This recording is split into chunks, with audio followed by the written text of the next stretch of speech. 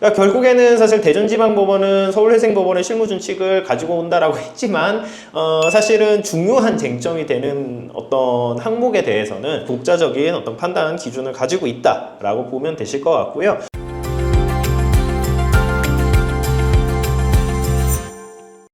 안녕하세요. 개인의 생길잡이 김문찬 변호사입니다. 오늘은 대전지방법원에 대해서 한번 설명을 드려볼까 합니다. 대전지방법원은 회생법원이 아니고 이제 지방법원인데 서울회생법원의 실무준칙을 가지고 와서 따르겠다라고 반영을 했어요. 실무준칙상에. 여기가 재밌는 게 서울의 실무준칙을 준용은 하지만 이를 적용하기에 적절하지 아니한 사정이 있는 경우에는 달리할 수 있다 라고 해놨어요. 그러니까 뭐냐면 서울회생법원 가지고 오긴 하겠는데 일단은 내 마음에 따라서 시서 선택해서 할 거야 라고 이제 한 거죠. 그러니까 그대로 가지고 오진 않겠다 라는 내용인 거죠. 그래서 이런 어떤 특징에 좀 입각해서 살펴보면은 대전지방법원의 특징이 잘 드러납니다.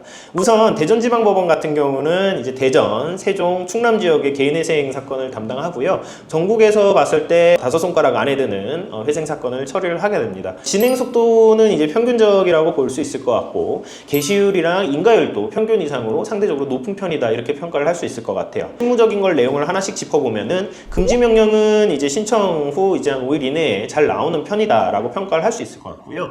이제 주식코인의 청산가치 판단이 조금 달라지게 됩니다. 서울회생법원의 실무준칙의 가장 큰 특징이 뭐냐면은 주식하고 코인은 청산가치 내가 넣지 않겠다가 이제 가장 큰 특징인데, 이제 대전지방법원 같은 경우는 서울회생법원의 실무준칙 준용하지만 어쨌든 상황에 따라서 다르게 적용할 수 있다라는 예외 규정을 넣어놨고, 주식코인 같은 경우는 그 경위나 투자 손실금, 그 다음에 변제율 이런 거를 종합적으로 고려해서 청산가치에 반영하라라는 보정이 나오는 편입니다. 그리고 이제 이 부분에 대해서 저희들 입장에서는 너 서울회생법원 실무준칙 준용한다며 그럼 청산가치에서 빼야지 라고 이제 의견서를 써서 내는데 실무적으로 봤을 때 크게 잘 받아들여지지는 않는 것 같아요. 그래서 주식코인 어떤 손실금이 있으면은 어떤 상황에 따라서 좀 청산가치에 반영해야 될 수도 있다 이렇게 보시면 될 것 같고요. 그 다음에 이제 배우자 재산 관련해서 설명을 드려보면은요, 배우자 재산도 마찬가지예요. 서울회생법원은 배우자의 재산을 채무자의 청산가치에 잡지 않죠. 그런데 이제 대전지방법원 같은 경우는 특별한 사정이 없으면 2분의 1 반영하세요라고 보정이 나오게 됩니다.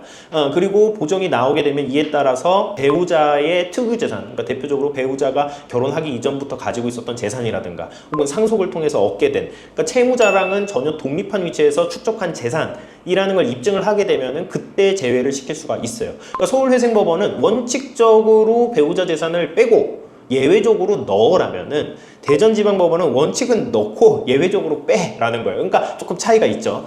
그렇다 보니까 아무래도 배우자 재산 관련해서는 소명해야 될 내용도 많고 어쨌든 그 의견서를 통해서 싸워야 될 쟁점도 좀 많은 편입니다. 그러니까 결국에는 사실 대전지방법원은 서울회생법원의 실무준칙을 가지고 온다라고 했지만 사실은 중요한 쟁점이 되는 어떤 항목에 대해서는 독자적인 어떤 판단 기준을 가지고 있다라고 보면 되실 것 같고요. 실제로 사건을 해보게 되면은 서울회생법원이랑 동일하다 이렇게 오해를 하시는 부분들도 있을 텐데 실제는 그렇지 않다. 서울회생법원보다는 확실히 불리한 측면이 있다 이렇게 보시면 될 것 같아요. 오늘 영상 보시고 궁금하신 점 있으시면 언제든지 편하게 연락 주시고요. 저희는 다음번에 더 좋은 영상으로 찾아뵙도록 하겠습니다. 감사합니다.